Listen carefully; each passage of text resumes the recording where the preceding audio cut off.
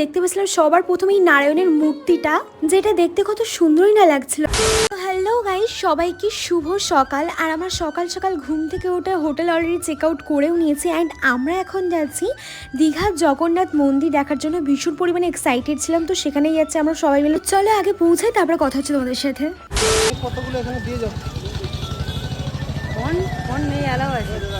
Phone allow নেই বলে না, বললো যে যখন পুজো হয় পুজোর টাইমটা ফোন অ্যালাউ করে। তো গাইস, এই পুরো জায়গাটা ছিল নো পার্কিং এরিয়া, তবুও কিন্তু অনেকে বাইক রেখেছিল আর বাইরে ছিল ভীষণ পরিমাণে রোদ্দুর। এটা ছিল মন্দিরের সামনেই প্রবেশ পথ, তো এটা দিয়ে সবাই এন্ট্রি করছিল আর সাইডে সবাই মিলে এখানে জুতো খুলে প্রবেশ করছিল। যদিও আমরা জুতো খুলে এসেছিলাম, বন্ধুদের কাছে রেখে এসেছি কারণ ওরা তো মন্দিরে আসেনি। তো চলো আগে ভেতরে ঢুকি, তারপর পুরোটা তোমাদের সাথে শেয়ার করি। বাইরে যতটাই না গরম, মন্দিরের ভেতরে ঢুকে ঠিক ততটাই ছিল ঠান্ডা। ফাইনালি আমরা মন্দিরের ভেতরে তো ঢুকে গেলাম। তো চলো পুরোটা এবার তোমাদেরকে ঘুরিয়ে ঘুরিয়ে দেখাই, দেখতে থাকো।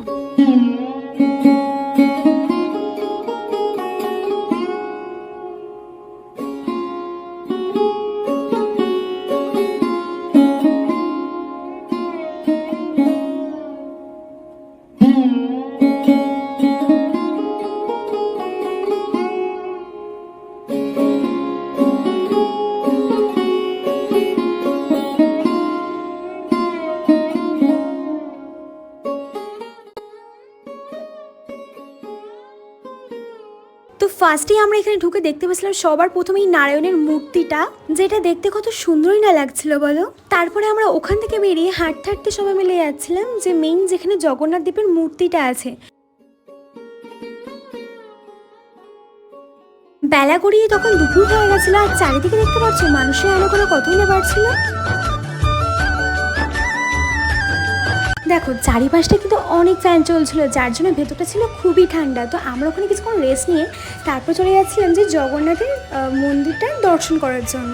আর সামনে দেখতে পাচ্ছ কত ভিড় জমে আছে, তো সবাই এখানে লাইন দিয়েই যাচ্ছিলাম আমরা।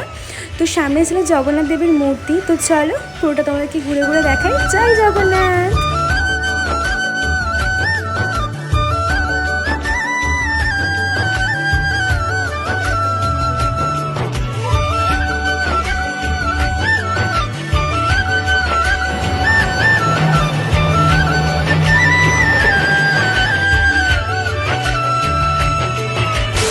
আমাদের এখানে জগন্নাথ দেবের মন্দির দর্শন করা তো অলরেডি কমপ্লিট অ্যান্ড আমরা যাবো এখন একটু ঘুরতে। তো গাইস ফাইনালি ওখান থেকে আমরা 4 জন মিলে টোটোয় উঠে পড়েছি আর এখন যাবো এখান থেকে আমরা নিউ দীঘা। তো চলো আগে পৌঁছে। A few moments later. তো গাইস ফাইনালি আমরা নিউ দীঘা পৌঁছে গেছি আর বিচের সাইড একটু ঘোরাঘুরি করবো। তো চলো কি করি না করি ঘুরে তোমার সাথে শেয়ার করবো, দেখতে থাকো।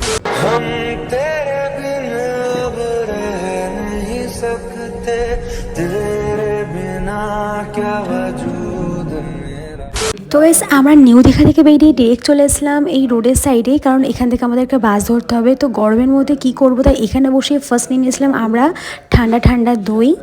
এক ট্রে দই নিয়ে অলরেডি প্রেজেন্ট আমি এখানে। তো গাইস ফাইনালি এতক্ষণ পর আমরা আমাদের বাসটা পেয়ে গেছি। তো চলো গাইস এবার বাড়ি যাওয়ার পালা। তো চলো আজকের ব্লগটা এই পর্যন্ত। ভালো লাগে লাইক কমেন্ট শেয়ার সাবস্ক্রাইব করতে বলো না। Thanks for watching guys, love you all, tata by.